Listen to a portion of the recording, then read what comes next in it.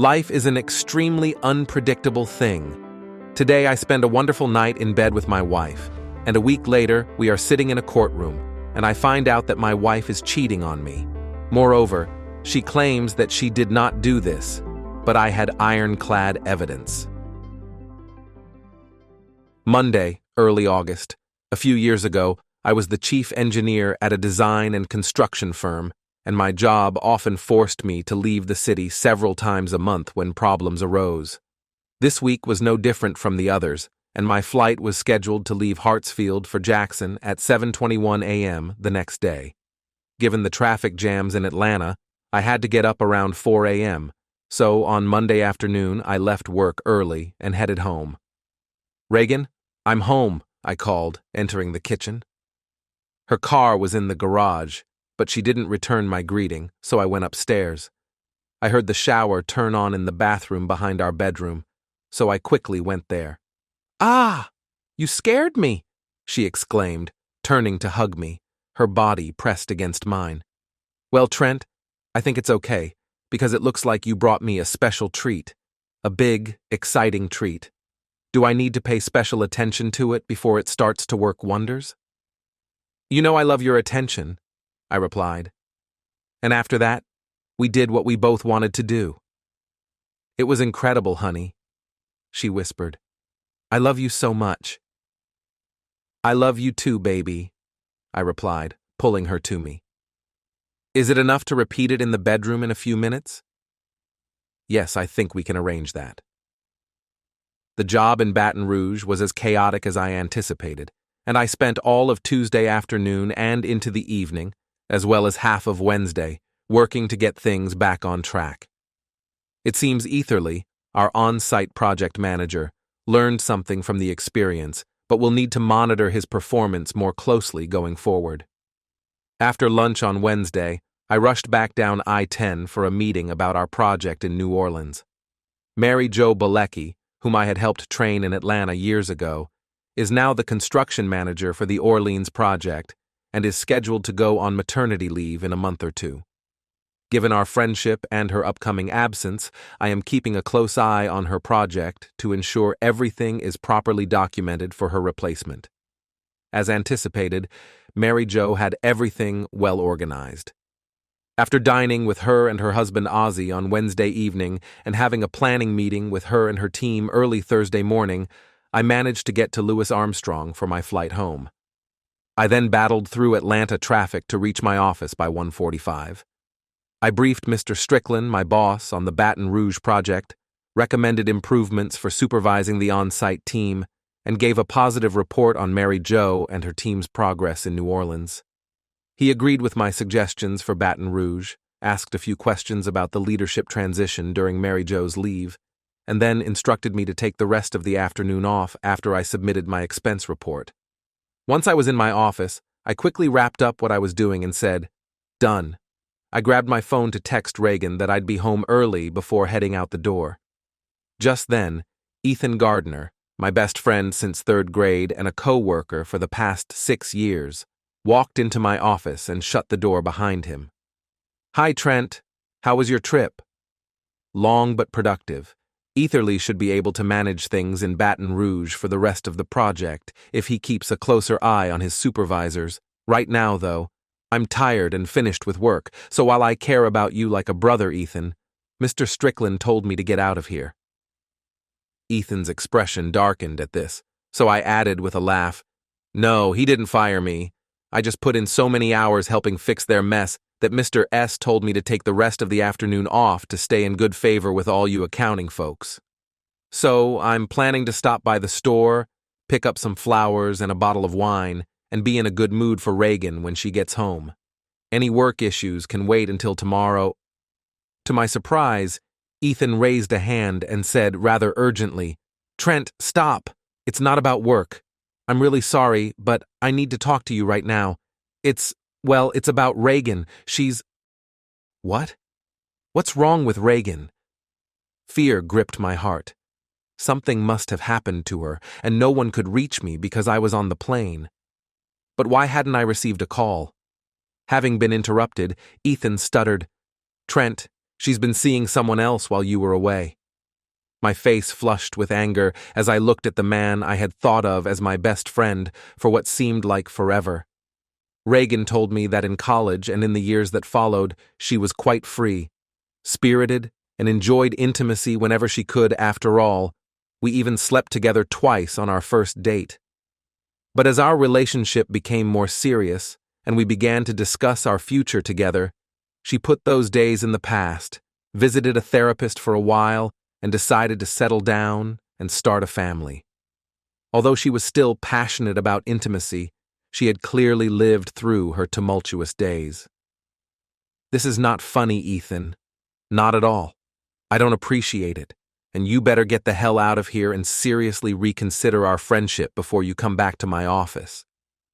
His face showed pain as he replied, "I know it's not funny, Trent, and I hate to break even more bad news, but I really think it's true. I heard it from Jake Campbell, who in turn heard it from his friend Clay, who in turn heard it from someone else. She was infatuated with Clay's friend. Judging by what she accidentally told him later, he wasn't the only one. That's why he didn't keep it a secret. He was angry about being cheated on. I knew it wasn't true, that it couldn't be true, so I was furious and ready to tear Ethan apart for falling for such a ridiculous prank. But I knew my wife better than Ethan did, so my anger shifted towards those spreading these lies and the nameless jerk who started them. On second thought, I wasn't going to let Ethan off the hook either. I was doubly enraged that my supposed best friend was helping spread this nonsense. "Ethan, I'm going to say this once. None of it is true, not a single word. If you ever, and I mean ever, repeat any of it, I'll beat the hell out of you. Now, you'd better leave before I decide to do it anyway." Ethan was about 5'6" and weighed maybe 150 pounds. He'd always been a scrawny kid, the classic nerd, so he knew that, given my size, I could do it if I chose to. He looked like the weight of the world was on his shoulders as he stared at the ground and slowly shook his head. He finally looked up at me, and I could see the pain in his eyes as he said, "Trent, I'm really sorry. We've been best friends for a long time, so you know I'd never want to hurt you. But I think not telling you would hurt you even more in the long run. And you know I understand you well enough to know you'd react like this. You've always had a short temper, so how many times did I have to step in to calm you down and keep you out of detention or worse in high school? Trent, I wouldn't have told you any of this if I didn't believe it was true. I'm leaving, but here. You might not believe me, but here's the name of the investigator my cousin hired when he suspected his wife was cheating. She's really good. And if she says Reagan's been unfaithful, you'll know it's the absolute truth." I took a deep breath, holding it for a moment as I tried to calm the racing blood in my temples. I'm not sure if it helped physically, but it did clear my mind and offer a bit of perspective. Ethan was right. We had been best friends since his family moved in down the block when we were kids, and we had remained close ever since. Both of us were smart. I'd been the salutatorian of our high school class in the North Georgia mountains, just behind him, but he was the level-headed nerd who kept us out of trouble when he could, while I was the hot-headed jock who got us out of a few scrapes physically when his efforts fell short. We attended different colleges, me in engineering with a focus on construction management at Tech, and him in accounting at UGA. I matured a lot over time without him around to help manage my temper, although a few extra bumps along the way without his guidance certainly contributed. When I heard about an opening in my firm's accounting department, I mentioned how much I liked the firm. To my surprise, Ethan applied, and I put in a good word for him.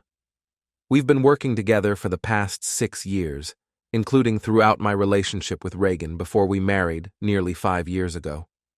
Looking back, I realized that while I never believed his story was true, Ethan must have thought it was and was trying to protect me, not intentionally hurt me. I exhaled slowly and asked, "Was your cousin's wife really messing around?" "Oh yeah, and Miss Hightower has the evidence on her." "What happened to them?" Ethan grimaced. "He divorced her, but he still has to see her twice a week to swap the kids. He loves those kids and would do anything to protect them, which is a good thing because he hates her so much that he might have done something drastic otherwise. I'm really sorry, man. He left my office while answering his phone and shut the door behind him. That left me alone to ruminate over his wild accusations and his comments about his cousin. I felt sympathy for him, knowing how painful it must be to have a partner betray him like that. However, not knowing the full story, most of my compassion was directed towards the children. They hadn't chosen their parents or the chaotic situation they were born into. The reason for my preoccupation was that Reagan and I were planning to expand our family soon. We hoped for a boy and a girl if genetics were on our side, but we were also open to having a third child if we ended up with matching chromosomes in our initial attempts. I sat at my desk, gazing at the door for a few minutes, trying to calm myself before gathering my things and leaving. I was heading home to my wife, aiming to set aside everything Ethan had said. Unfortunately, the seed he sowed remained, festered, and refused to be forgotten as I headed for the interstate to return home. I didn't believe it for a second. In fact, I categorically refused to believe it and would have considered the whole situation ridiculous if it hadn't been so serious. As I drove north on I-75 to my exit, I thought about telling Reagan about this absurdity, but something held me back. Although I was sure it wasn't true, there was no reason to upset her because of the terrible lies that people, including Ethan, were spreading about her. After a short stop at the grocery store, I didn't say anything when Reagan threw herself into my arms as I walked out of the garage into the kitchen. "You're back early," I said, but that was all I had time to say before our lips met and we tried to make up for lost time since Tuesday morning. When we finally broke away from each other, she was nodding. "I thought you'd come home early, so I've been working late the last 2 nights, and today I left early to greet you." "God, I missed you so much, Trent," she murmured, pinning me against the kitchen cabinet. She kissed me. To my surprise, I realized that I would not last long, and this was not what I wanted at all. What I wanted was to be with my wife, to feel safe in her arms, or, if she preferred, just to get cozy with her. We had a wonderful intimacy. After that, she turned to me and smiled. I smiled back, thinking about how beautiful and funny she was, and how much Ethan's friend, or whoever he was wrong. I knew for sure that Reagan loved me and would never change me. With that, I put Ethan's ridiculous story aside and focused on her. Later that evening, Reagan and I enjoyed the second round. After that, I remembered Ethan's story. Given our long friendship, I realized that Ethan must have believed his story, otherwise he wouldn't have shared it. Shortly after, Reagan fell asleep with a charming smile on her face and dozed off. I tried to read in bed, but my thoughts were occupied with my wife and the absurd story told by my best friend. Despite the fact that Reagan showed me love both before my trip on Monday and after returning home, I knew that the messages Ethan received were false. I needed to prove it to him, otherwise it would have jeopardized our friendship even more than his supposed warning. That night, as I was going to bed, still wondering what to do, on my way to work on Friday morning, it dawned on me. I would contact the private investigator Ethan had advised. However, instead of demanding proof of Reagan's infidelity from her, I would ask her to confirm that she did not cheat on me. On Friday morning, I contacted Donna Hightower's office and booked the earliest available appointment for Monday afternoon. Since it was located in Midtown, I gave myself a bit of extra time and arrived at the office about 10 minutes before 2. Having maintained a substantial investment account in my name from my years of employment prior to marrying Reagan, I had the ability to surprise her with occasional gifts or trips without her knowing beforehand. This time, I planned to use some of those funds to hire an investigator, ensuring Reagan would never have to learn about the trivial rumor once Miss Hightower disproved it. At 2 p.m., the receptionist called me in and led me to a conference room down the hall. There, a dignified black woman in pressed black slacks, an elegant white blouse, and a red scarf rose from the table to greet me as the receptionist closed the door behind us. Good afternoon, Mr. Jarreau. Welcome to Hightower Private Investigation Services. I'm Donna Hightower. How can we assist you today? She was tall and well-proportioned, with a firm handshake that suggested she had kept herself in great shape since her retirement from the APD a few years ago, as noted on her firm's website. From her online biography, I estimated she was in her early to mid-50s, though she appeared younger in person. Her warm smile contrasted with her keen, observant eyes, which seemed to be assessing my body language and possibly noting if I might be concealing anything. Hello, Miss Hightower. I'm Trent Jarreau, and I appreciate you meeting with me on such short notice. My situation is quite straightforward. I travel 2 to 3 times a month, typically for 1 or 2 nights. Recently, someone has fabricated a story suggesting that my wife is unfaithful. I need you to investigate and confirm that this is not the case and that she has been faithful. Without much expression, she began asking me questions. Over the next while, I provided her with all the details I had about the claim and extensive information about Reagan, which made me realize that the issue might be more complex than I initially thought.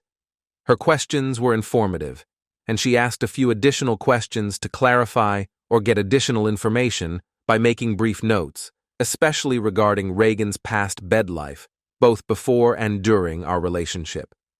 When she finally set down her pen, she said, "Thank you for the information, Mr. Jarreau.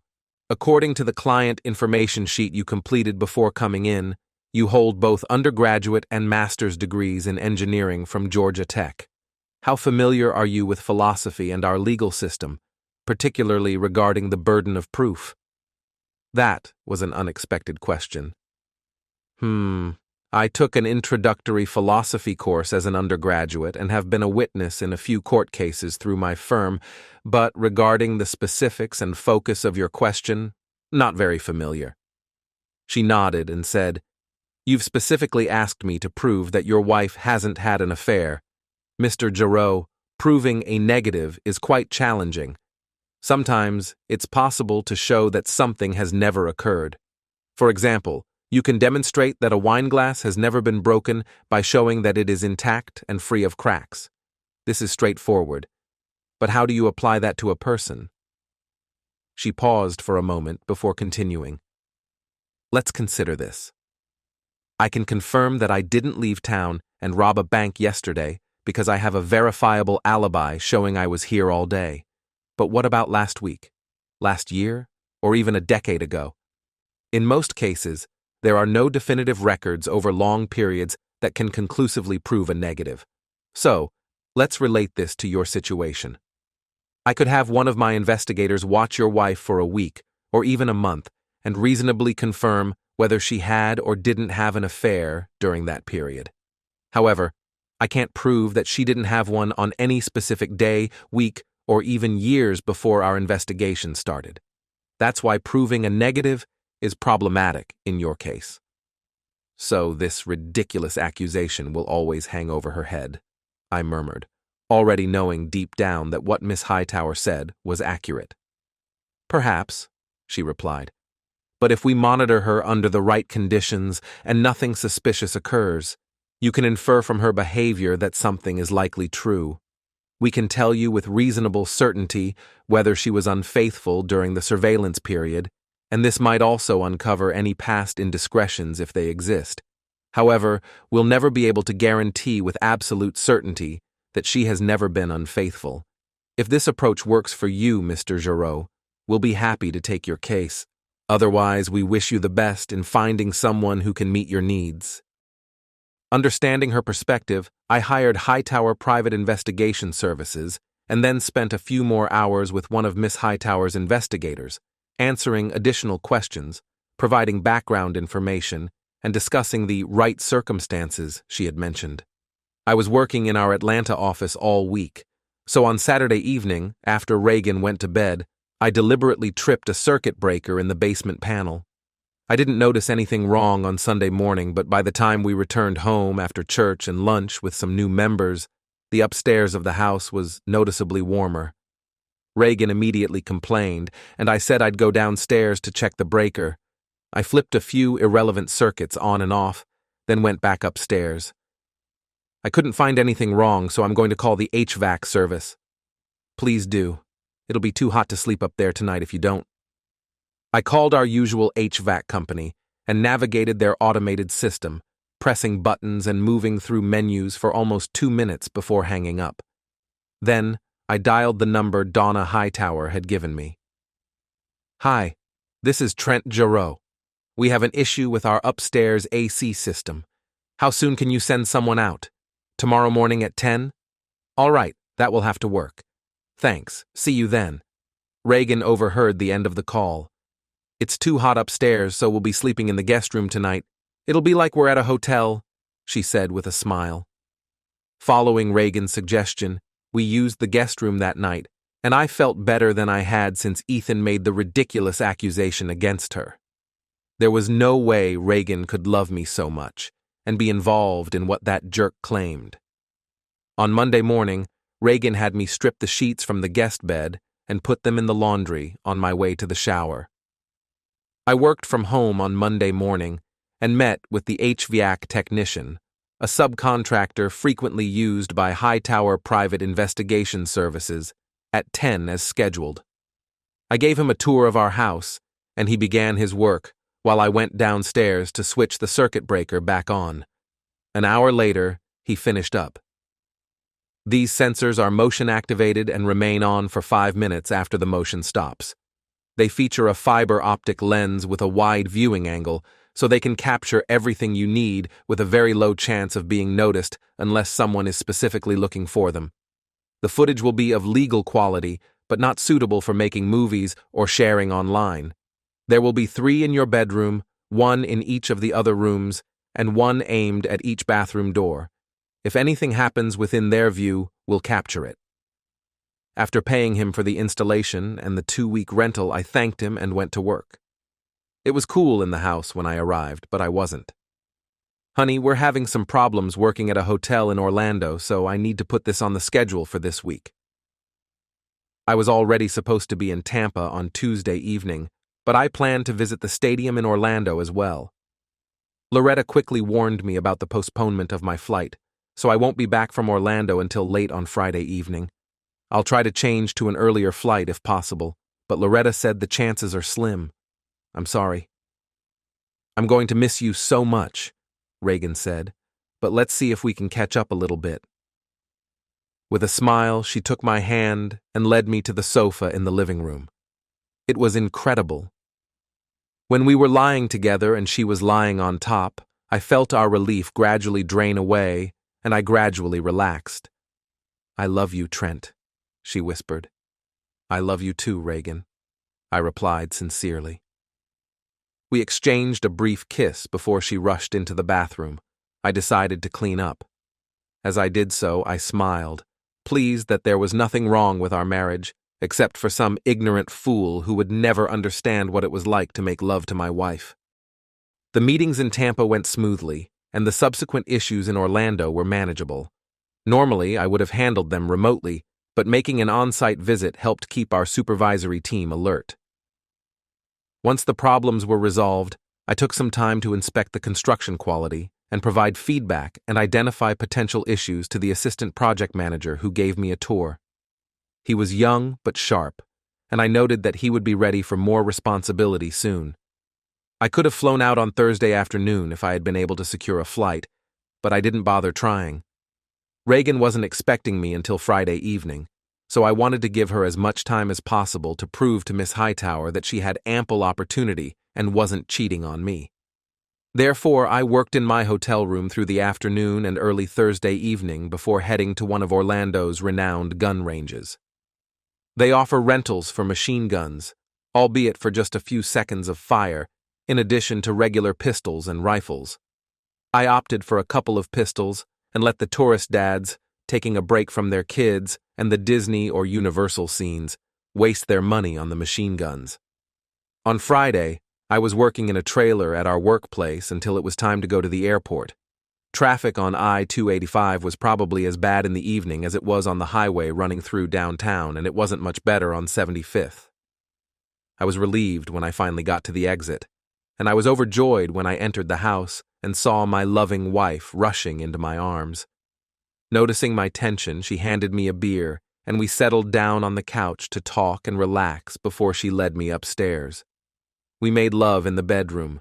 I kissed her and felt my own relief, feeling deep in my heart that she completely belongs to me and will always belong to me.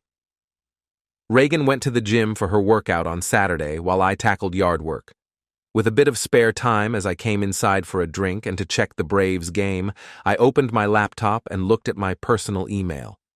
To my relief, there was nothing from the special address that Donna Hightower's investigator had given me.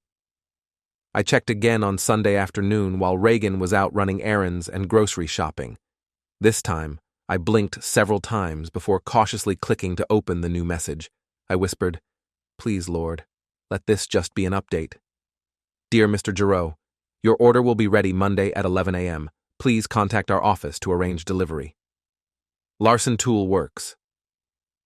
My hand shook as I closed the message, deleted it, and then permanently removed it from the trash folder. When Reagan came home, she noticed I looked unwell, and I avoided kissing her. "Yeah, I'm not feeling great," I said.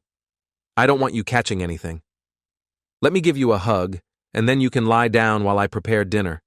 Hopefully you'll feel better and be able to eat soon." She embraced me, but I was so worried that I only managed to pat her back and rest my head against hers. As I did, I noticed the scent of flowers. I skipped dinner on Sunday and was up very early on Monday. As I tried to sleep, I kept thinking about the unusual scent of flowers in her hair. It wasn't her regular shampoo, conditioner, or perfume. I didn't want to believe that something was happening, but the strange smell and the unsettling message made me question if there was indeed something going on. She couldn't have been gone long, could she? There wouldn't have been enough time for her to go shopping or have any side affairs. Surely it must have been one of those cosmetic salespeople spritzing perfume samples in the store.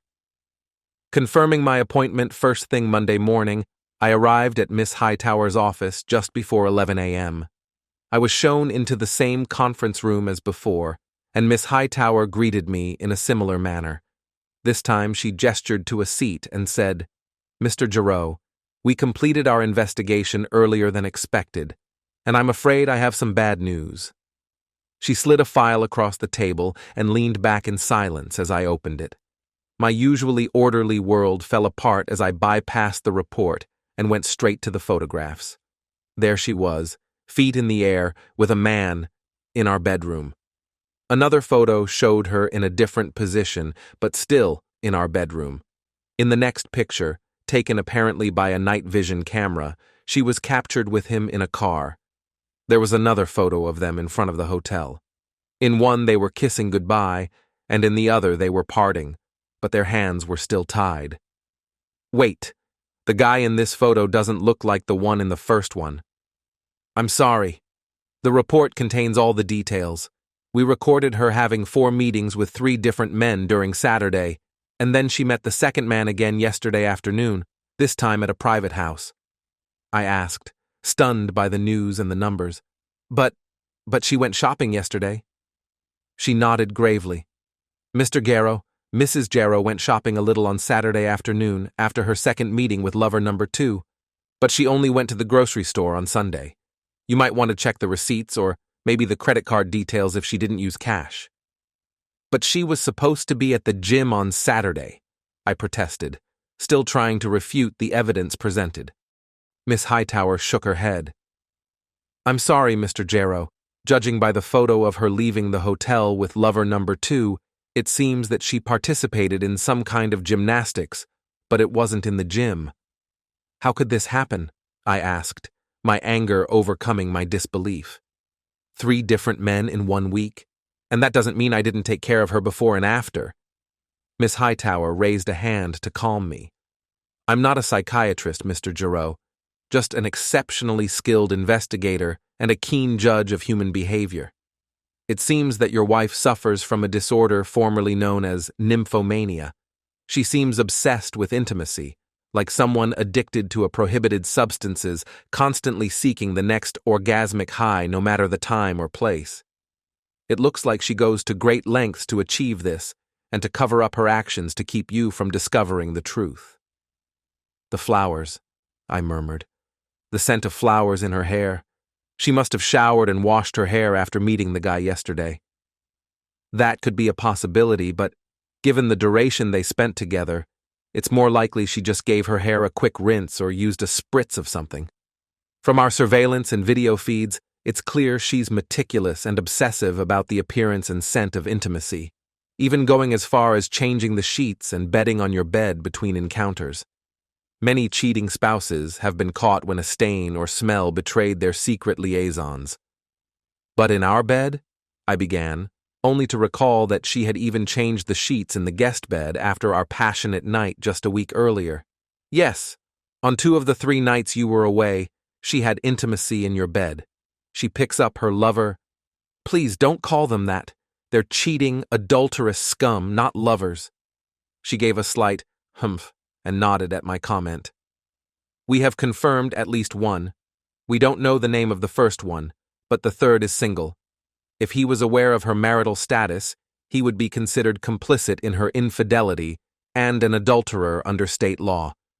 The second one, who appears to be her regular paramour, is definitely a cheater and an adulterer. We identified him and found out that he is married." "Asshole," I muttered, flipping through the file until I found a page with his photo at the top. My fists tightened, and I struggled to keep from slamming the table. Damn it! I think she works with this jerk. I was just getting to that. Noah Woolover, 32 years old, married, and from what we can tell, your wife's supervisor at her firm for the past few months. Since it's a large, important firm with multiple offices, they don't publicly disclose their corporate management structure, so he could be in a different, possibly parallel department. I shook my head. "No, you've got it right. Mrs. Allenby was promoted in late spring, I believe, and Mr. Woolover took over as her new manager. Reagan never used his first name and mentioned that he wasn't very social, so I haven't met him yet. She did point him out to me once when I picked her up while her car was in the shop." Miss Hightower shook her head in disbelief. "Not very social with the spouses of his lovers, I suppose," she said with a chuckle. "A convenient excuse to keep you apart. Anyway, Mr. Woolover has no criminal record or outstanding warrants, but he does have some unpaid parking tickets.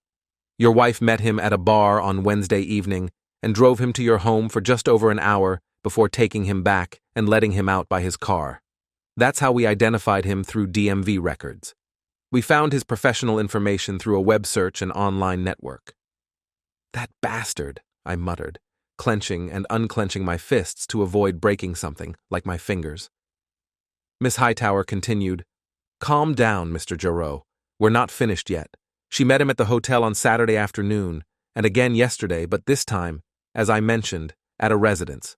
According to tax records, his residence, Mr. Jarreau. If Mrs. Woolover had arrived just minutes earlier or your wife had left just minutes later, Mrs. Jarreau's game might have been exposed." "Tuh," I hissed. "Her game is already over. She just doesn't realize it yet. You know, Miss Hightower, I used to be quite reckless, chasing after any woman who showed interest. It took me a long time to understand that it wasn't leading anywhere. Although I enjoy a good, intimacy, I eventually found myself craving more than just a fleeting thrill. That's when I met Reagan, right when I needed something deeper. She confessed she had been pretty wild in college and had a number of lovers back then, but she told me she loved me, wanted to settle down, that I couldn't continue, and Miss Hightower gently patted my hand. I gave her a weak smile of gratitude and turned back to the sheet on Noah Woolover. My expression hardened as I thought about what I wanted to do to the deceitful, lying, unfaithful, two-timing. Miss Hightower tightened her grip on my hand, causing me to look up into her eyes. "Mr. Jarreau, I'm truly sorry for what you're going through, but I need to caution you, as I do with all my clients, not to let your pain drive you to do something that isn't who you really are. When people discover their partner has been unfaithful, they often seek revenge, wanting to make the cheater suffer. But if you act on that impulse and go too far, it could end up ruining your life. Do you understand this? With her hand gripping mine, she made me nod before continuing. Don't let her mistake ruin you and the future you could have. If you retaliate too harshly, you might go too far and end up in jail, maybe even prison for years. You could lose your job and everything you've worked for your entire adult life. You don't have children, so that burden isn't there, but that doesn't mean you can't create a lot of trouble for yourself. Whatever you choose to do, just be cautious and remember that it's her mistake, not yours. My mind was spinning with thoughts. Cheating, confirmed. Children, almost, but not now. Revenge, maybe not, but repayment, definitely. I wouldn't be the fool who let anger consume me. I'd stay cautious and control my emotions, but I'd be as cunning and ruthless in my carefully planned response as she had been in deceiving me for however long she did. I knew I'd never physically harm her. I'm not that kind of person. But making her feel pain? Yeah, I'll be careful. But believe me, Miss Hightower, if that's how my soon-to-be ex-wife wants it, that's how it will be. I'll make sure not to go too far, but it's going to be incredibly close, and she will feel every ounce of pain she's caused me. Every single bit. Miss Hightower sighed, realizing she couldn't dissuade me, but made one final attempt to temper my actions. Okay, please, Mr. Jarreau. Remember what you said and don't go too far. It's easier to slip over the edge than you might think. I don't want your actions to come back to haunt you. Miss Hightower recommended George C. Godwin as a divorce attorney. He agreed to meet with me after hours, so I spent the next 2 hours sitting on a bench in Piedmont Park, plotting my escape and my revenge. After that, I downloaded all my records and went to see him. Mr. Godwin, an elderly black man and Miss Hightower's youngest uncle, was as short, stocky, and cheerful as she was tall, elegant, and reserved. Despite his informal demeanor, he was an expert in family law and had a deep knowledge of the Georgia legal system from nearly 50 years of practice. He was very casual, suggesting we use first names and chatting briefly before discussing why I preferred divorce over reconciliation. When I showed him the file with the photos, he let out a long, low whistle. Well, that clears things up. All right, here's what we'll need. I handed him the flash drive with all the records Miss Hightower had recommended. He plugged it into his laptop, made thoughtful sounds, and then said a few more before blowing a kiss in his niece's general direction. That girl really knows her stuff. Trent, this looks complete, so I'll prepare everything and let you know when we're ready to serve and file. Can you have it by next Monday? I can, but the overtime will be extra. Please do it. I then explained my plan to him, including an additional request. When I finished, his expression was serious. Trent, you need to be very cautious. I understand you're angry and have every right to be, but you're entering a legal process where you need to be careful. A judge will make decisions based on the law, but if you think appearances and attitudes don't matter, then I've got a really fine bridge to sell you over the big river in downtown Atlanta. I forced a smile, knowing there are no rivers, big or small, in downtown Atlanta. I returned home late on Monday evening, feeling exhausted and in need of rest after a recent illness. I didn't kiss Reagan on the lips and stayed away from her. However, since she wanted something, I agreed to a small bonus. For those few minutes, I managed to banish thoughts of her infidelity. To my surprise, when we finished, she laughed. Wow, it's been a long time since this happened the last time. The memory of her betrayal hit me hard. Still pretending to be sick, even though it wasn't, I took a shower and brushed my teeth to get rid of any traces of this encounter. On Tuesday morning, I got up early and quietly left the house to catch my flight to Charlotte without waking her up. On Thursday evening, I made the call I was so afraid of. Ethan, hi, this is Trent. I have to apologize. You were right, and I was completely wrong. She was playing with me. Ethan, who is like a brother to me, immediately forgave me and asked how he could help. I stayed at home until late Friday night, and then declared that I was too tired to engage in intimacy with Reagan. She was unhappy and tried to get me involved in every possible way, and eventually she took out her toy and invited me to watch her play with it. Despite how things turned out, she still had a really beautiful body. Even though I hated her, I couldn't help but enjoy watching her. Only my intense anger and disgust kept me from pouncing on her and making love to her. On Saturday morning, I visited my parents to assist my dad with a home project that, as it turned out, extended into Sunday morning. I really wanted to inform him of what was happening, but I knew I needed to wait until everything was settled. At that point, it would be too late for any inadvertent disclosures. So I called Reagan late Saturday afternoon to let her know I wouldn't be home until the following afternoon. However, when she answered, I had a strong feeling she wasn't at home and was likely with someone else. I kept my thoughts to myself, giving a perfunctory but insincere "love you" before ending the call. On Sunday afternoon, while Reagan was out, presumably with one of the men she was seeing, Mr. Godwin sent me a text. I called him immediately, and he confirmed that everything would be set. The process server he had arranged was scheduled to deliver the papers promptly at 11 a.m. on Monday morning, as requested, and would text me as soon as he met her. I called in for a personal day, and then left a note for Reagan saying that I had a work issue and to call me at the office if she needed me. I drove to the office and spent the rest of the evening finalizing my plans. Reagan called twice that evening, and I told her both times that it was taking longer than expected and that I'd be later than originally planned. I promised that I would take the afternoon off on Monday and that we'd spend the entire evening together. That seemed to lift her spirits because her mood brightened, and she told me she loved me before we ended the call. I was deceiving her, of course, but considering the tangled web of lies and deceit she had woven around me, I just shook my head and said, "That's how it goes, baby. It's not easy to turn the situation around." When I climbed into bed with her late at night, knowing that this was the last time, she stirred, but did not wake up completely. On Monday morning, my plans went to waste when my dream turned into reality. Reagan started pestering me to wake me up, and eventually, she succeeded. I thought for a moment about pushing her away and throwing her on the floor, but that would ruin all my plans. Knowing that I would be tested for STDs anyway, I let her finish the job one last time. That's what I did. When I finished, she mistook my expression for happiness and kissed me several times, not realizing that I wasn't really responding to her kisses.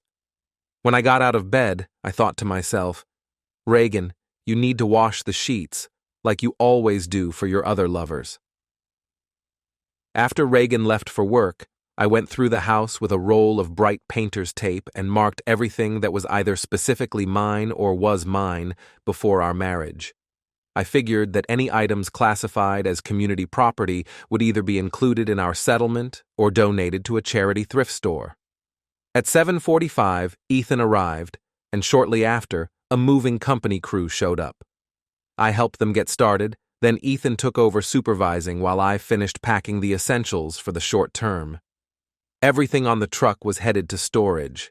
Reagan hadn't noticed, but I had cleared out my gun's safe and taken everything to my parents' house to be stored in my dad's safe on Saturday.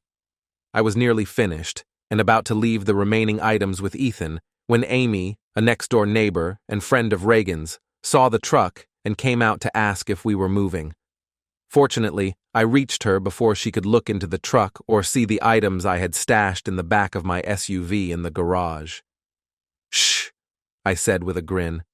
"I'm surprising Reagan with some new furniture for our anniversary next week. I'm clearing out some old furniture and clutter before the new stuff arrives tonight. It's a surprise, so please don't mention it to her or anyone else until after she talks to you about it." She agreed with a matching grin, and I continued on my way. The news would likely spread through the neighborhood by noon, so I was glad the big moment was set for 11. I gave each of the movers a generous tip and thanked Ethan before heading to the bank. I arrived when they opened at 9 a.m. and withdrew half of our account balance as a cashier's check. I then went to a credit union and deposited the check into a new account I had opened online. At 10:45, I parked at an office building in Sandy Springs and opened my laptop. I had already applied for a new credit card in my name, so I closed the current card with a zero balance. This process took longer than expected, and I started to worry about the time.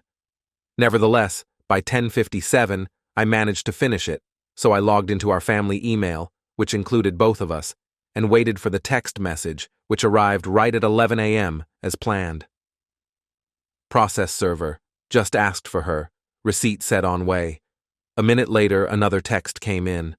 Process server, she's in the lobby now. Nervously, I uploaded the pre-prepared message to our email. I had considered accessing Reagan's work email to send the version I really wanted to send, knowing her password, but Donna Hightower's warning about overstepping and her uncle's advice that it might lead to serious trouble with the judge or even a night in jail made me reconsider. For now. The message was set to be sent to several friends and relatives, informing them of the situation between us and that I had filed for divorce. It included 3 photos embedded in the email to avoid them being stripped out, with Reagan's and Noah's faces clearly visible. However, to heed the warnings about not going too far, the photos were carefully cropped and blurred to obscure any explicit details while still making the situation and timing clear. The second message, the one I had really wanted to send, remained unused on the flash drive. Lastly, the message wasn't being sent to Reagan or Noah. There was no need to alert them about what was coming. The message was composed and looked correct, so I clicked Send. After making sure that it was sent correctly, I quickly logged out, closed the laptop, and hid it under the seat. My phone rang at 11:03 a.m. It was Reagan, so I picked up the phone. "Trent, what the hell is this? A divorce? Why? I thought we were happy. Did you find someone else?" I grinned at her panic. "Did you think we were happy? I thought we were happy until I found out what you were up to. Yes, I know. Look at the back of the envelope where I asked my lawyer to put something." I heard her swearing and panicking on the phone, swearing eternal love as she promised before God, the pastor, and many friends and family at our wedding 5 years ago. "Damn it!" she screamed over the phone. "Damn it! Trent, no, this is not what it looks like." "Really? Isn't that your boss, not me? Is it just a coincidence that both of you are in our bedroom?" "No, Trent. Let me explain." "No, Reagan. I don't think you have enough time to explain it properly. We're done. My lawyer's contact details are in this package. If you need anything, contact him." I interrupted the call while she was still talking, or, more precisely, screaming. When she realized that I was no longer on the line, she called back and I sent her to voicemail. She left a long message, and a few moments later, a message came from her. The voicemail was just more of the same, denials and lies, so I deleted it, along with the text message, the 3 subsequent texts, and the next voicemail that came in quickly after. I didn't want to hear any more of her false remorse, lies, excuses, or apologies. I definitely didn't want to hear any more broken promises, especially since she had already broken the most important one. So, I deleted the new message and texts without listening to or reading them. Then I blocked Reagan's number. Immediately after, I called my father-in-law. Since Bob and Chessie are not just my in-laws but also my friends, I hadn't informed them yet. "Hi, Bob. It's Trent. I hate to call you at work like this, but it's important, and I think you should hear it directly from me rather than through someone else. I'm doing it now because things have really taken a turn for the worse." I could almost hear him gulp over the phone. "What's going on, son?" "Bob, I'm really sorry to say this, but because Reagan has failed to uphold her marital vows, I have to end our marriage." "Trent, no. I know my daughter has a past, but she's changed. You can't be serious about this, holding something over her from so long ago." "Bob, I would never do that, but she has seriously relapsed recently. Just 2 weeks ago, while I was out of town, it was like she went off the rails. I have all the details, places, dates, times, photos, and even videos. It's been tearing me apart since I found out, and I hate to tell you this over the phone, but you need to know that this isn't something I'm doing out of choice. I can't trust her anymore, and I can't continue like this. So I've filed the paperwork this morning, and she's been served. No, I can't believe this. She promised she was past that phase. His voice was filled with desperation and denial. She made promises to all of us, Bob, but clearly they didn't mean enough for her to keep. If she had stayed true to them, and to me, I would have loved her forever. You know that. But now, it's too late, and my love for her has vanished. However, I still care about you and Chessie, and don't want to hurt you, so I'm telling you this directly, rather than through an email. My soon-to-be former father-in-law expressed deep sorrow over what his daughter had done to us as a couple, as well as to his family and me as friends. With regret in our voices, we said our goodbyes. I quickly tried calling Chessie, but it went to voicemail. I suspected that Bob had her on speed dial, so I left a brief message. It was now 11:16 a.m., and I was approaching the part of my plan that made me hesitate. If I proceeded, I would be hurting someone I didn't know, someone who probably didn't deserve it. However, not doing it might lead to even greater pain in the long run. So I put on sunglasses, a baseball cap, and a lanyard with a laminated photo ID for a non-existent delivery company, but with Ethan's phone number listed. He knew to answer any unknown calls between 11 and 11:30 a.m. as Sunshine Process Serving. I popped a piece of bubble gum into my mouth and walked into the building. At the security desk, I said, "Hi, T.C. Giroux from Sunshine Couriers and Process Serving. I have a special service delivery package for Mrs. Melissa Wooliver." The security guard frowned. "Those need to go to receiving in the back on the bottom level." "Nope, the courts require otherwise," I replied, mimicking Chevy Chase from the old Fletch movie. "Special service requires photo ID and a personal signature. This is usually handled best quietly, but if you prefer, we can make it a scene, and I'll end up running all over town trying to track her down, causing her more trouble in the long run." "Hold on a second," the guard said. "What do you need?"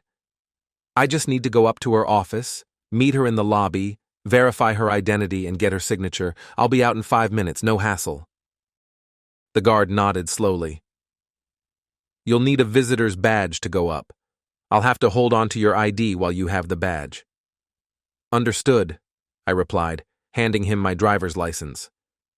Reluctantly, he took it and handed me the badge. "Come straight back. You'll get this back," he said, holding up my license, "when you return the badge to me. Got it?"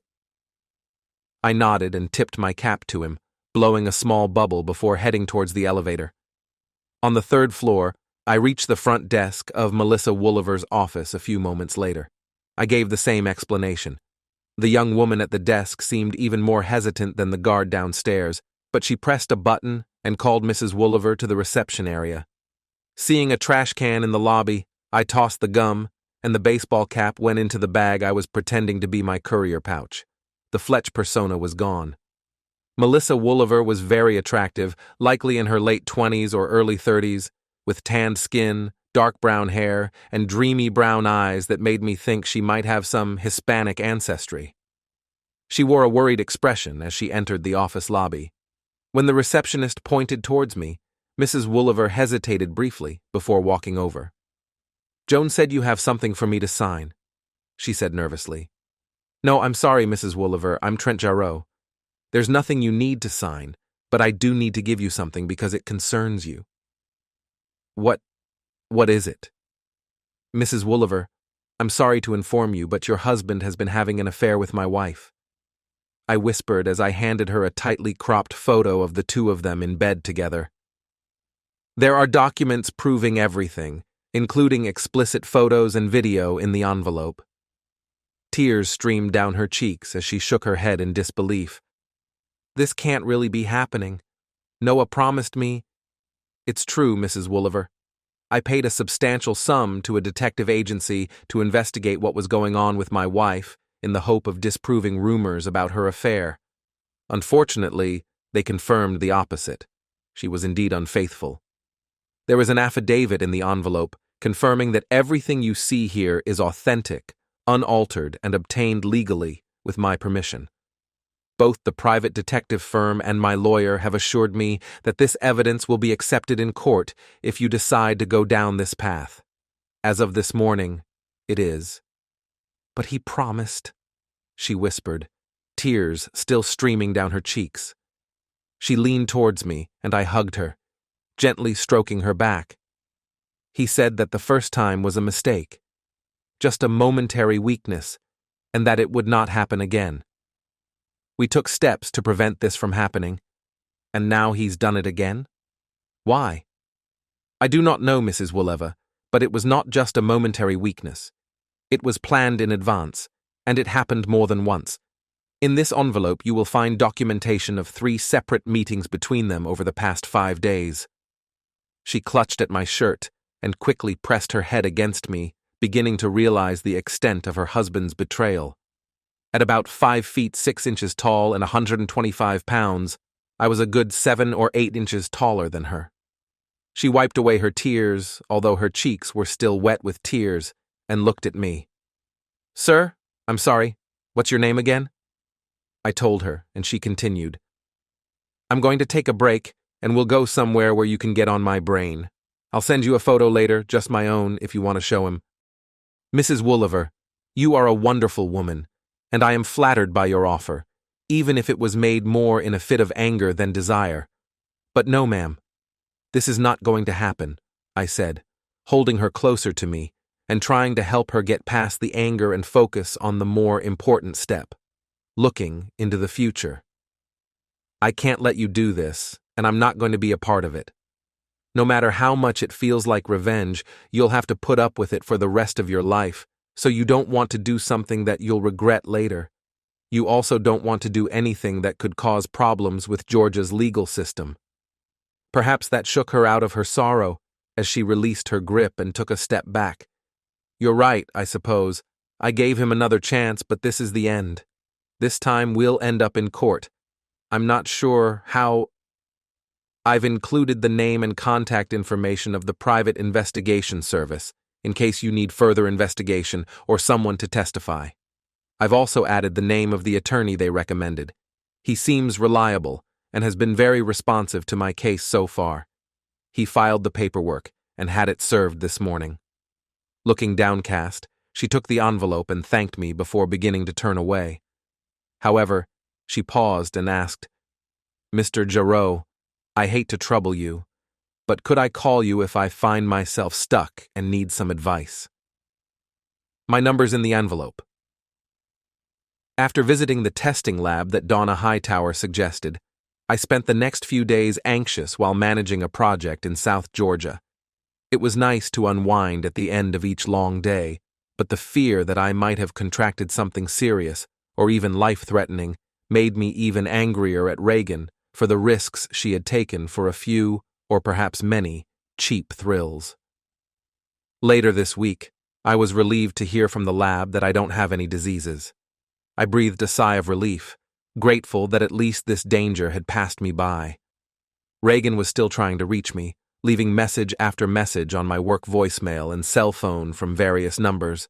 Whenever I checked my messages, I'd delete hers as soon as I heard her voice, but she wouldn't take the hint.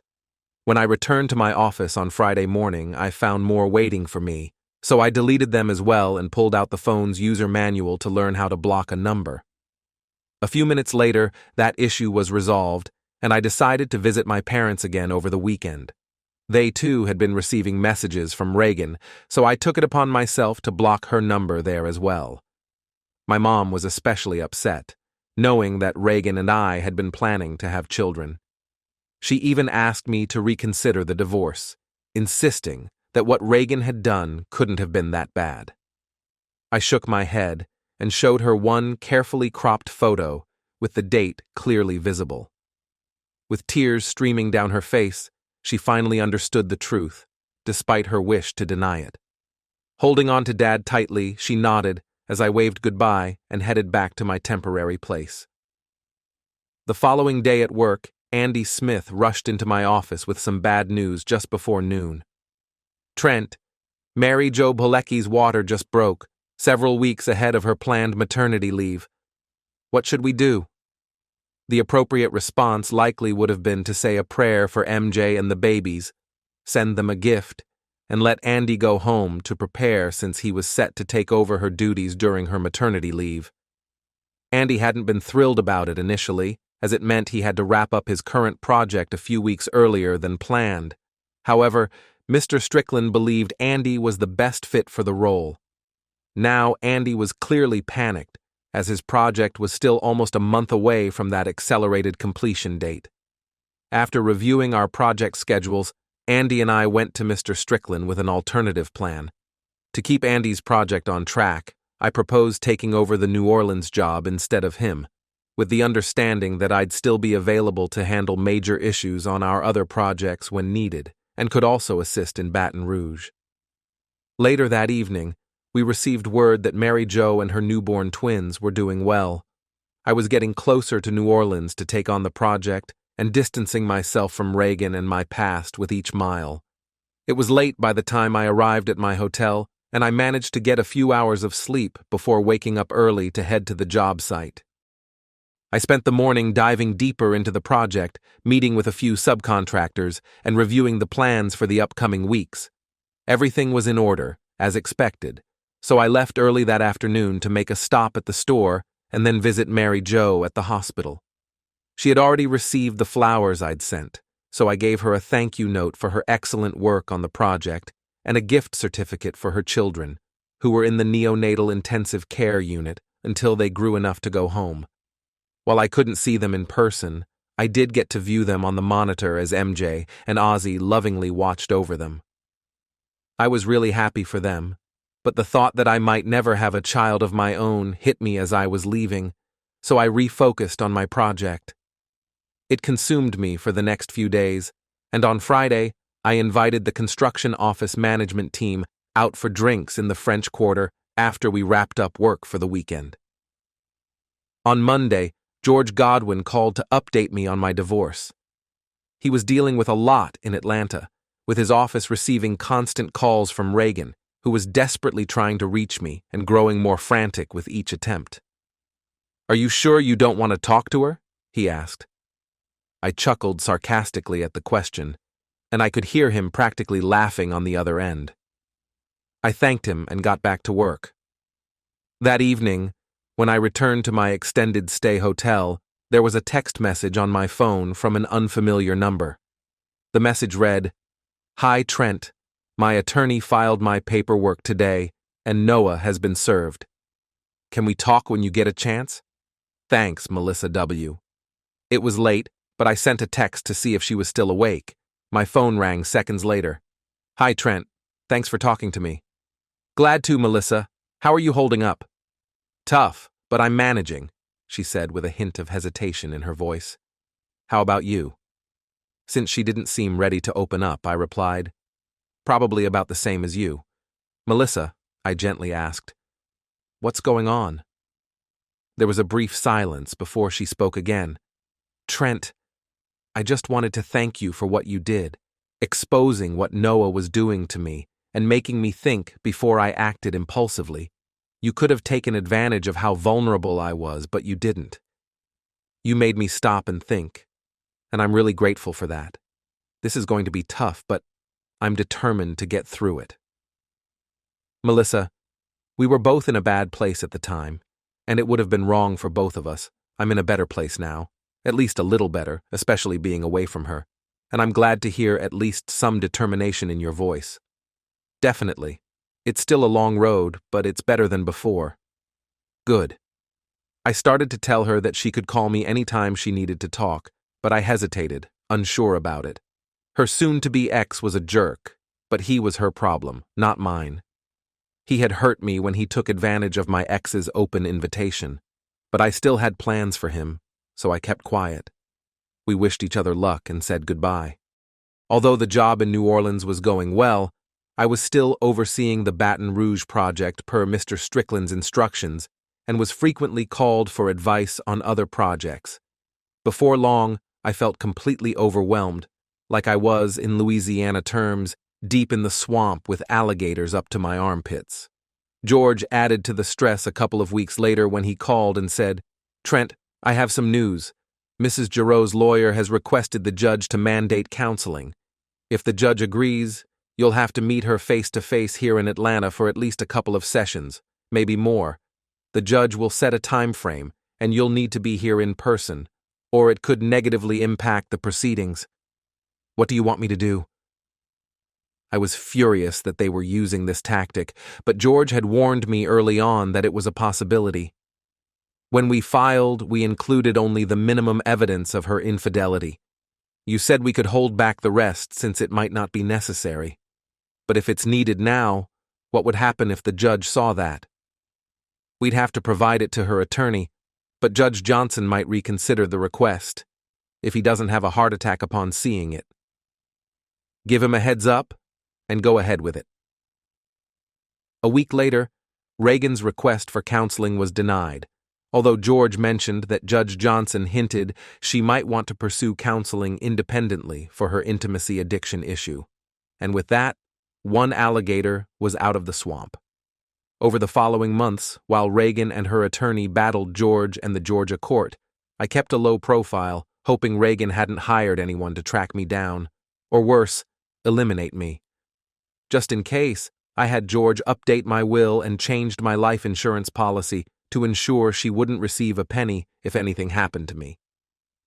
However, after Mary Jo and Ozzy's kids were discharged from the hospital, I visited them for dinner a few times and even babysat one evening so the couple could enjoy a quiet night out.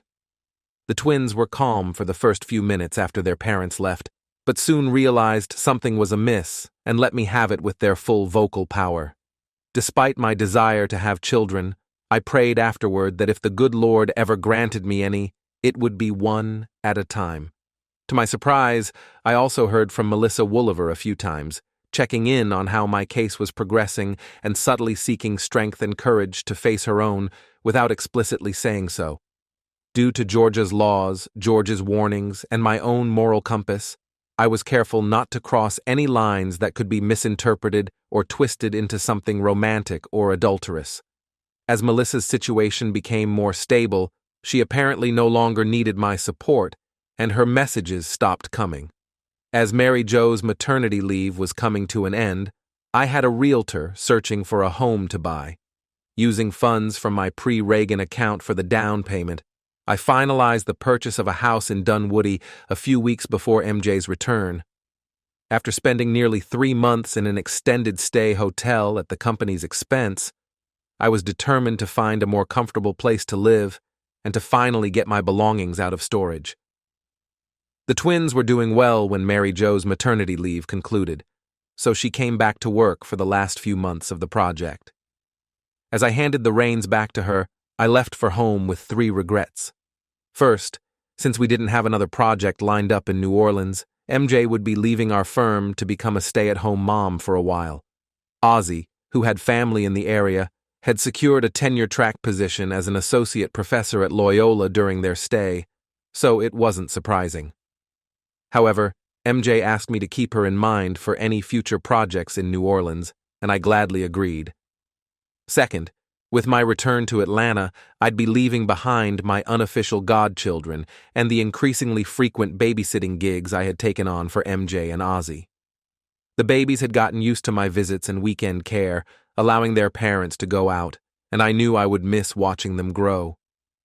Taking care of them was a poignant reminder of my own childless situation, a consequence of the turmoil Reagan had put me through. Finally, Reagan was continuing to fight me over the details of the divorce, causing it to drag on.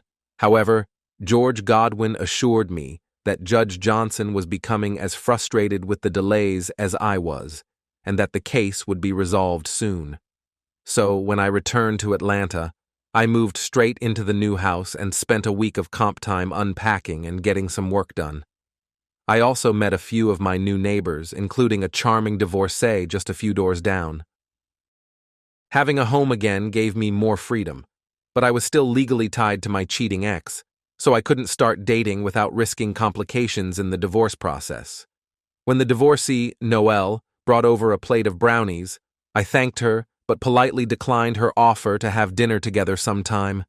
Having been through the divorce process before, I think she understood. Ethan, who was always on the lookout for Miss Right and didn't know anything about the legal system in Georgia, didn't get it. "So when are you going to get back out there?" he asked me one day at lunch, shortly after I returned to Atlanta. "When the judge finalizes my divorce and I can be sure that any romantic pursuits won't end up costing me in Reagan's settlement." "That long, huh? So, how's the evil ex doing these days?" he asked. "I don't know, and I don't care. You know you still owe her. Big time." I looked at my best friend and nodded. "I know. And she'll get what's coming to her, every single bit when the time is right."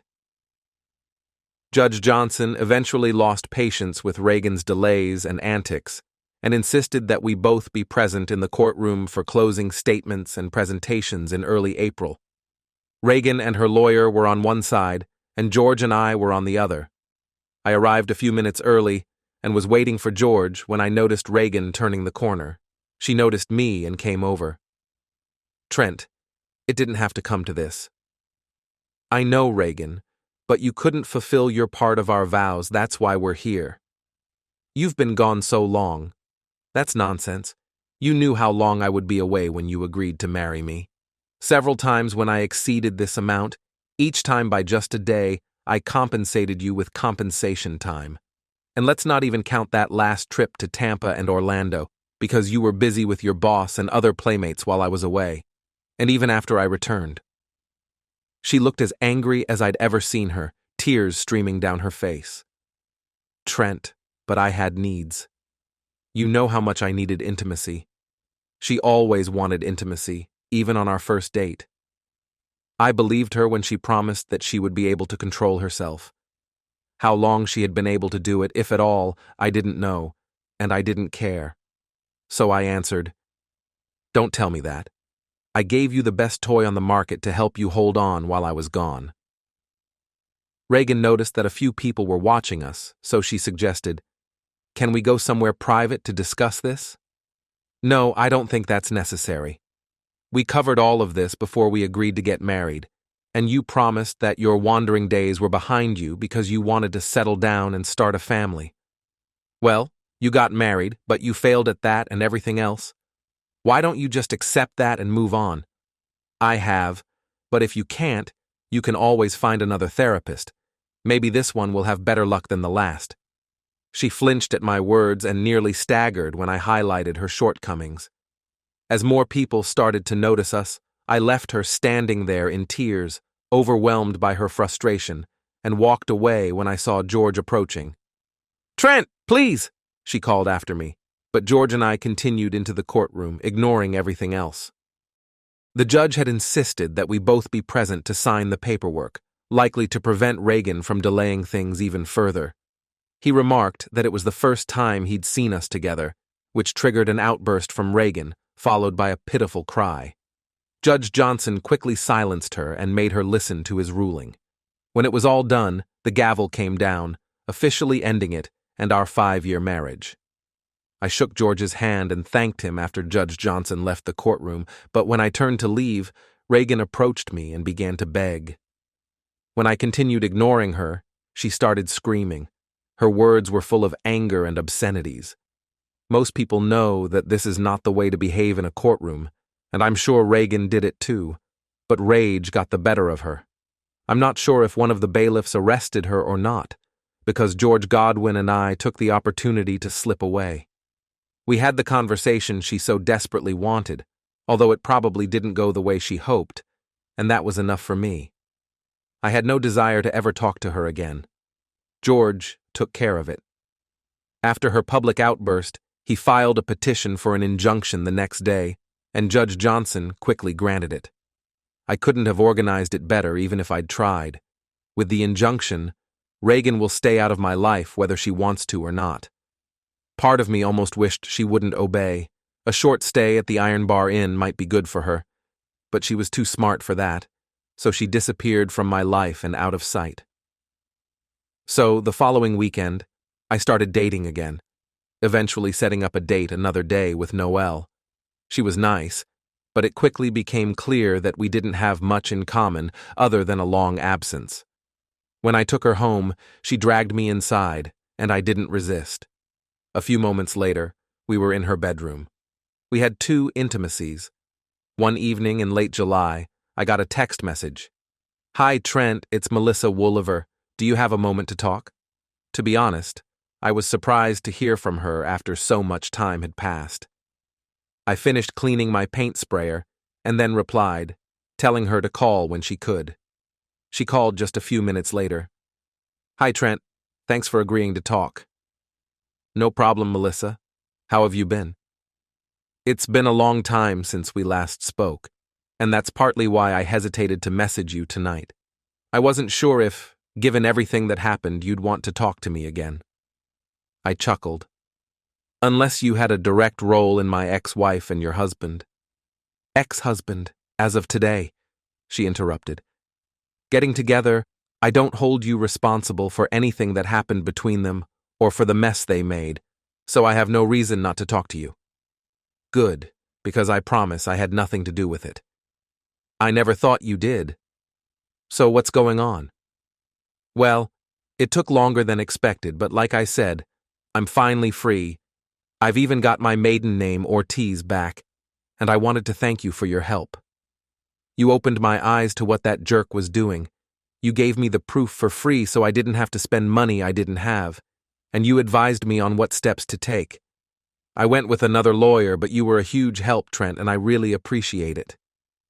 "You're very welcome, so don't worry about it, okay?"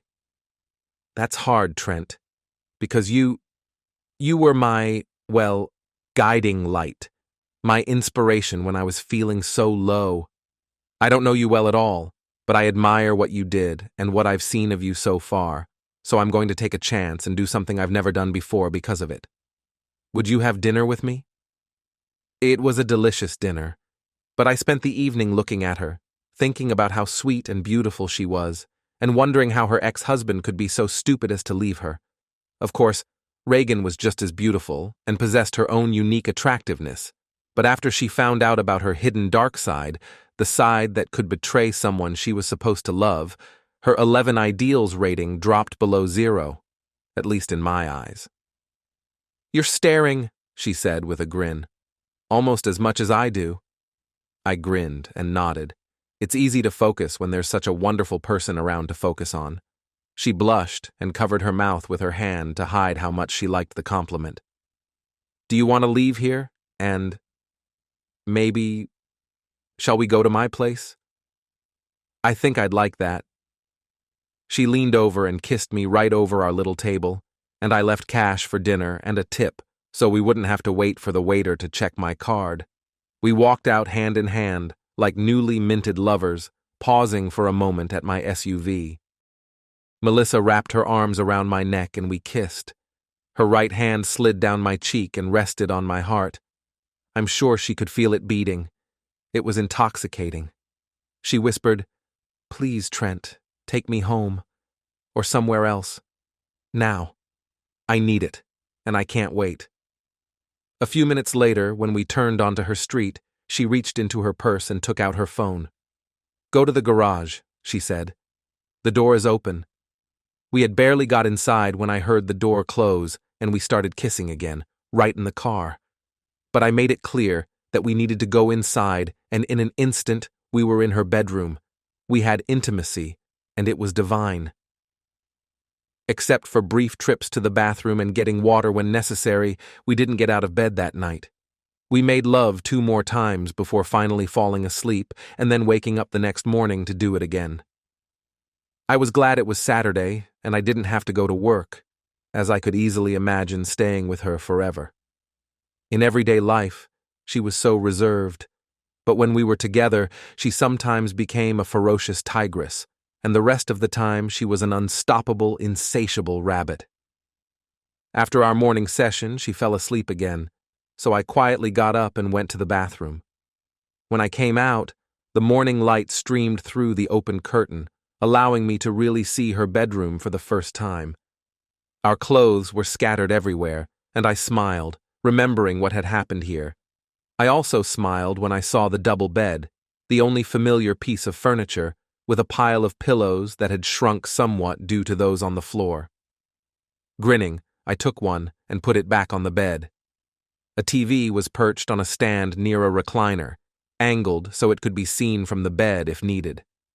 However, what really caught my eye was Melissa's dresser. It was covered with several photos, and as I glanced at them, one in particular made me pause. I know it wasn't the most polite thing to do, but I picked it up to get a better look. "Trent, what are you up to?" Melissa asked from the bed. "Melissa, who's the little girl in these photos?" "That's my daughter Ansley. She's 3, and she's my whole world." Her words took me by surprise, even startled me. "You've never mentioned her to me." I didn't want her caught up in the mess with Noah, so I tried to protect her as much as I could. But she ended up being the main issue in our divorce. That's why it took so long to finalize. "Trent, I don't want you two meeting unless we're serious. Unless there's really something between us." "Where is she now?" I asked, trying to keep my voice steady, though I suspected it might have risen a bit. "She's with him this weekend. Why? Is something wrong?" I liked her a lot, but this news was a shock, and I wasn't sure what to make of it. "Melissa, I don't know. I like you. I like you a lot," I confessed, going against my usual cautious nature. "Considering how long we've known each other, I probably like you more than I should, but if there's one person in this world that I dislike as much as my ex-wife, it's your ex-husband. My grandma would have called that a case of 6 of one, half a dozen of the other. I've told you how much I want children, so you can understand that I'd want to be involved in your daughter's life if our relationship became serious. But let's think about that for a moment. If I were to attend her soccer games, piano recitals, cheer practices, school dances, or any other event, who else would be there?" "Noah," she whispered, beginning to grasp my point. "He's a lying, cheating jerk, but he does love her." "Exactly. And every time I see him at one of those events, whatever it may be, it would remind me of what he did with my ex and how he contributed to the end of my marriage. I'd resent him deeply, and while Ansley might not fully understand, she would sense that something was wrong, that there was tension between us. Eventually, she might come to resent me for it, Melissa, which would harm any relationship I could have with her, and in turn, would damage our relationship too. As much as it hurts to say this, I think it would ultimately destroy what we have." She sat up, clutching the sheet to her chest. In almost a whisper, she said, "Understanding, you're saying that there's no future for us." "As much as I wish I could be proven wrong, no, I don't think there is," I agreed. She nodded as tears streamed down her face. "I thought this was too easy, too perfect. Now I see it wasn't. Please, Trent, just go." She tapped her phone a couple of times and added, "The garage door will be open for you." She collapsed back onto the bed, pulling the sheet around her as she cried. I grabbed my clothes and dressed in the hallway as I left, hating myself with every step, almost as much as I hated her ex-husband. It hurt, but deep down, I knew it was true. Later that day, I visited my parents.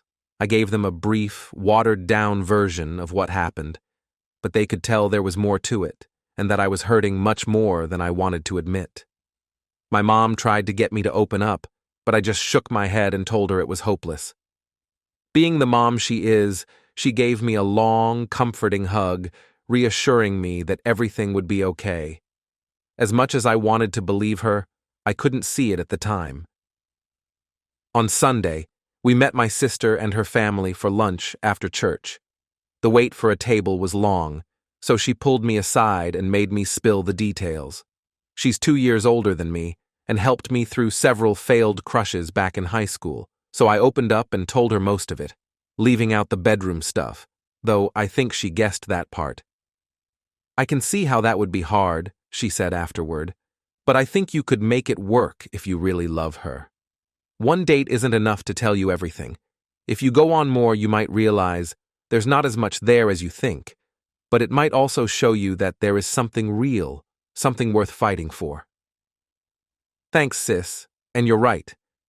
One date doesn't tell the whole story, but it told me enough to know it would hurt a lot more to get closer to her and then see it fall apart because of the past. Listen, little brother.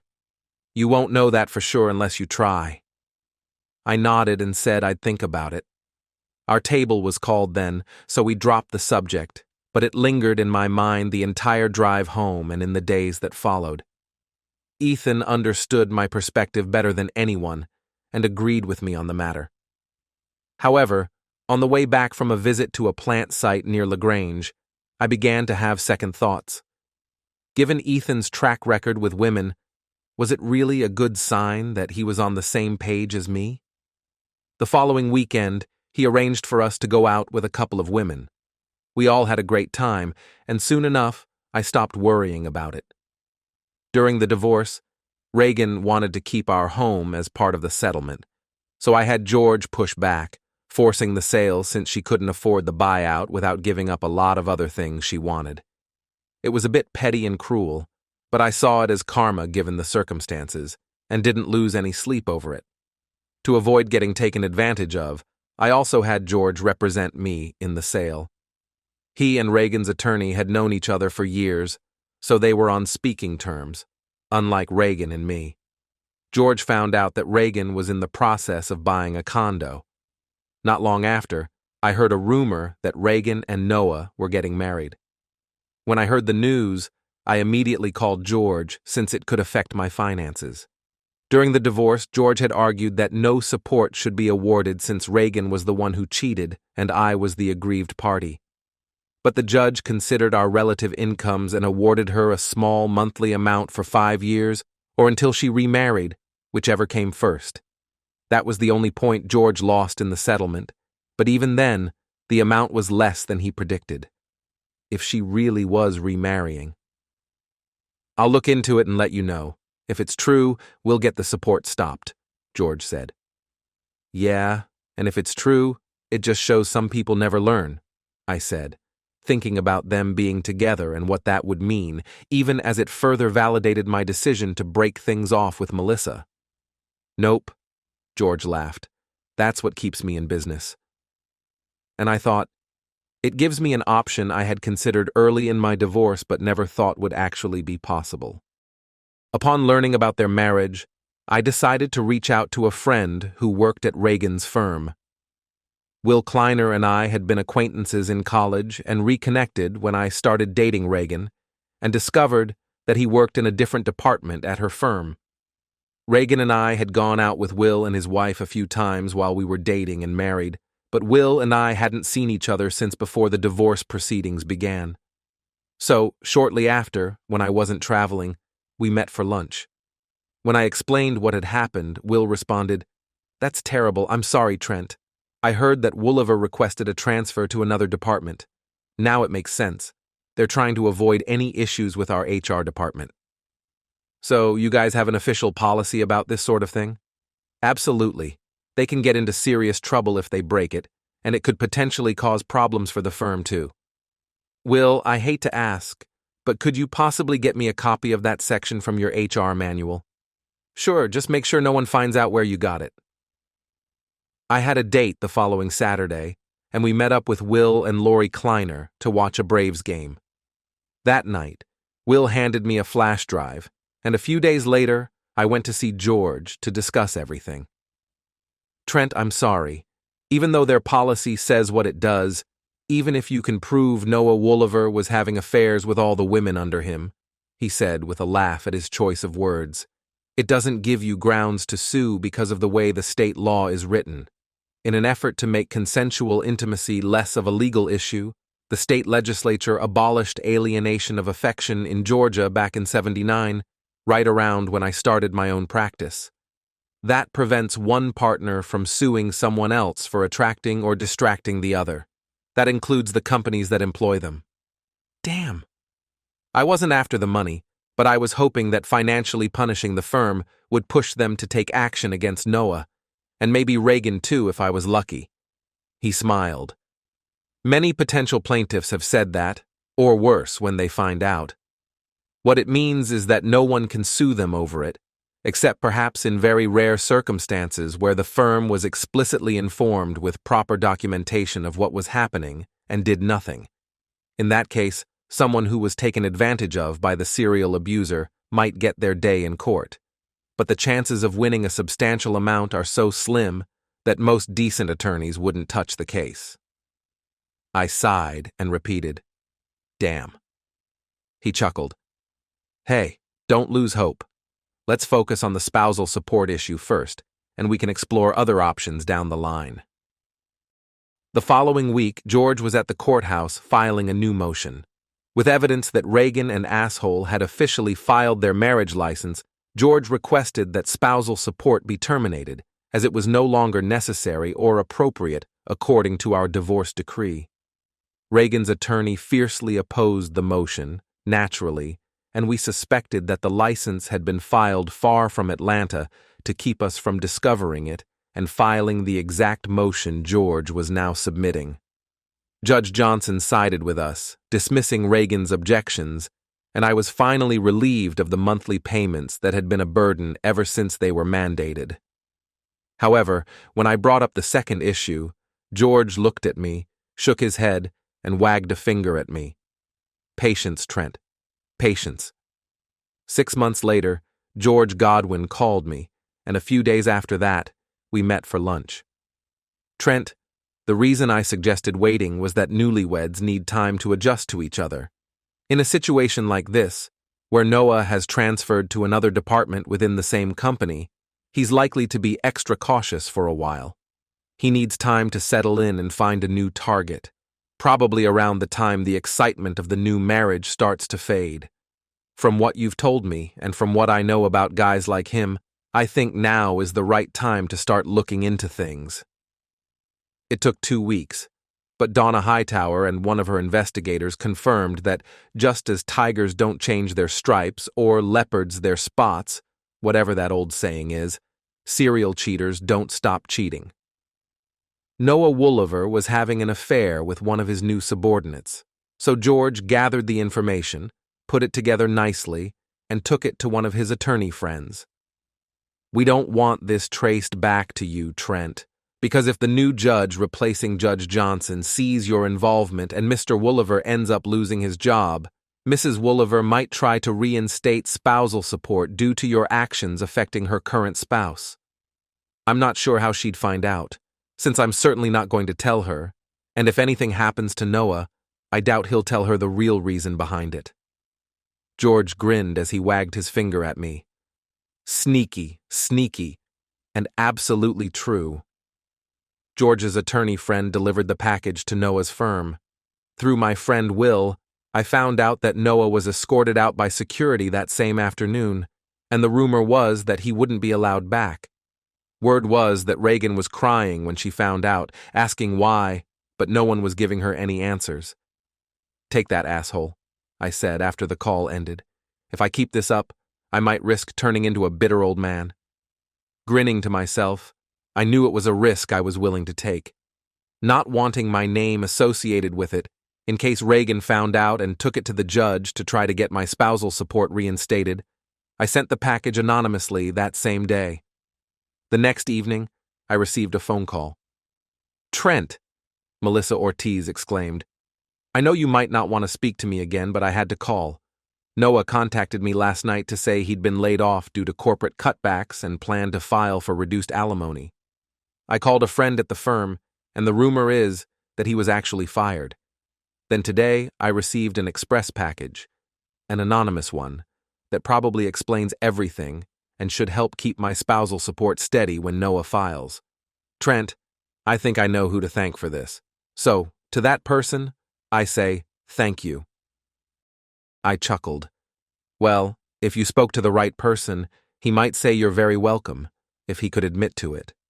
As for what's in the package, let's just say some people never learn. I'm guessing Noah will plead his case to the judge, but when my attorney presents this information, I'm hoping the judge uses those very words against him. He just remarried, for crying out loud. I wonder if he started wandering that fast when we got married.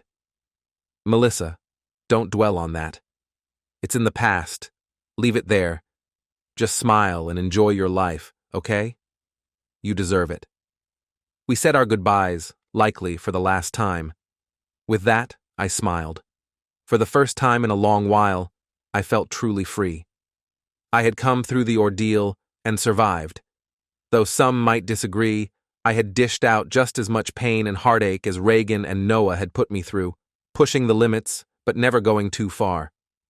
While she was probably cheating again, I had played a part in leaving Reagan in a much worse financial situation, stuck in a condo instead of a nice home, with an unemployed husband who was burdened with child support and alimony. On top of that, I knew she was in a relationship where she was being regularly cheated on, but I didn't bother telling her, just as she hadn't told me what she had done to me. I had tried to provide the best for her and keep her happy, but now I suspected she had more problems than she could manage. Yes, I had struck back at both of them, and I had no regrets. Not a single one.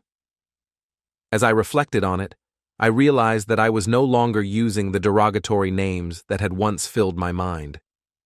Having taken my revenge, I no longer needed to think of them or care about what they might think.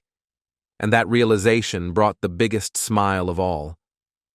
However, the smile did not last long, because in the following weeks, I made another discovery, this time the most difficult of all. Even though I thought I had equalized my chances with Reagan and Noah, I was surprised to realize that they still have a significant influence on me. When I thought I had a chance at happiness with Melissa, I missed that opportunity, tormented by thoughts of what my exes and Melissa's exes had done and the humiliation they had subjected us both to.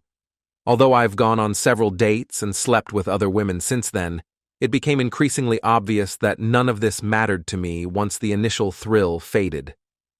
I finally realized that Melissa still occupied a significant place in my thoughts, as well as thoughts about Reagan and Noah. Even though I got my revenge and got my way, I wasn't really free of them as long as I was worried about what they might think. Only when I can look at them and laugh, saying, "Look at what you threw away, and what I have a chance to get as a result. Thank you for being so stupid. I will become truly free." It was then that everything became clear to me, and I knew exactly what I needed to do. I picked up the phone, looked through my recent calls, and found the number she called on the day she received the message about Noah's next betrayal. I dialed the number, hoping she would answer. After a few moments, she answered. "Hi, Melissa. This is Trent Jarrow. Can we talk for a minute?" "Trent, you helped me again recently, even though it wasn't necessary. I'm listening. Something happened to me last night, an epiphany, if you like, and if it's not too late, I'd like to talk to you about it and see if there's a chance I can make a difference." There was silence on the line, although I thought I could hear her breathing, so I continued. "Even though I advised you to let go of the past, I realized that I was so fixated on what ruined my life that I couldn't understand that I was stuck looking back instead of forward. I want to apologize to you for this, and if you agree, I'd like to get a chance to try to fix it, if you'll let me." Once again, she didn't stop me, and as I spoke to her that evening, I could almost hear Melissa nodding in agreement over the phone as I came to my realization. To my relief, she wasn't seeing anyone new, and to my surprise, she agreed to give us another chance to see where things might lead and whether we could be as compatible over time as we were during that first amazing night. We went on another first date the following weekend, with clear and mutual intentions of taking things slowly, but sometimes things have a mind of their own. When I walked her to her front door, she invited me in. She got the glasses while I poured the wine, and we sat on her couch, talking until after 11. When I mentioned that it was getting late, we kissed goodnight, but the kiss didn't end as expected. The effect she and our actions were having on me was quite obvious, despite my intentions. As she lay mostly on top of me, she smiled and ran her hand over my hardness before looking into my eyes and whispering, "Trent, If you won't complain about that slow business we talked about earlier, I won't either if you take me to my bedroom." We were both laughing as I carried her upstairs and carefully placed her next to the bed. It was divine, the best feeling of my life. After that, we hugged each other in silence. It was too early to say much, considering it was only our first date, but I was hoping for a future together, and judging by the way she looked at me, I thought she might feel the same way. A few minutes later, after a little cleaning, we were back in bed, hugging each other. Suddenly, when we were hugging, she said, "Trent, you don't have to leave. You can stay if you want." I smiled at her and bent down to kiss her. I would like that. In fact, I would really like that. Although we faced some challenges in the months that followed, we discovered that we agreed on many more things, especially the important ones, than we had anticipated. We realized that many of the minor issues didn't really matter as much when two people genuinely liked each other. After our second chance date, I found myself growing more fond of her with each meeting, eventually acknowledging that my feelings had been deeper than mere liking from almost the start. Melissa reached the same realization, and we began to plan and work together towards a future. Since we both wanted that, we got married just over a year after we decided to give our relationship another try. When the time came, little Ansley was our flower girl, and Melissa and I exchanged our vows with true sincerity. Although, as I had originally feared, we did encounter Noah a few times afterward, things did not unfold as badly as I had initially worried. The first instance was actually quite close to a confrontation. He began to make a disparaging comment about accepting seconds, but I interrupted him. In a barely audible whisper, meant only for Noah's ears, I said, "Noah, thank you for taking Reagan, the cheating woman, off my hands.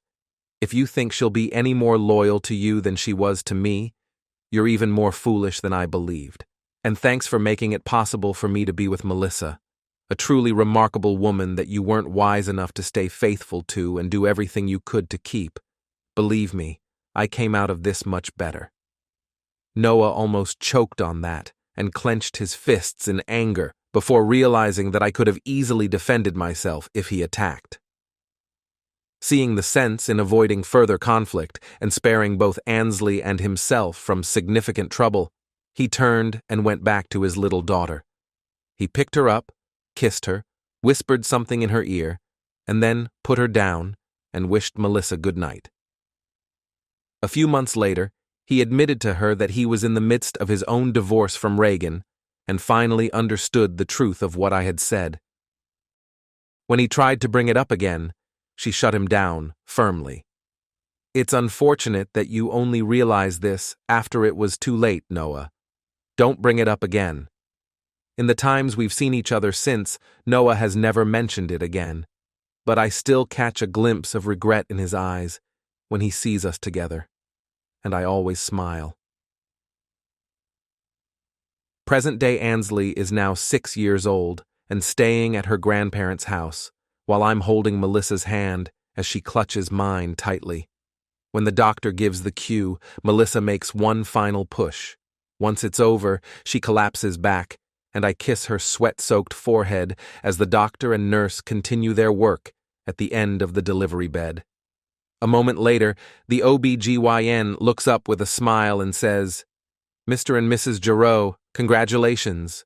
Since you opted not to find out ahead of time, let me be the first to tell you that you have a beautiful baby boy." And with that, all of the trials and troubles getting to this point were worth it, and I realized, as hard as it had been, I wouldn't have changed a single thing.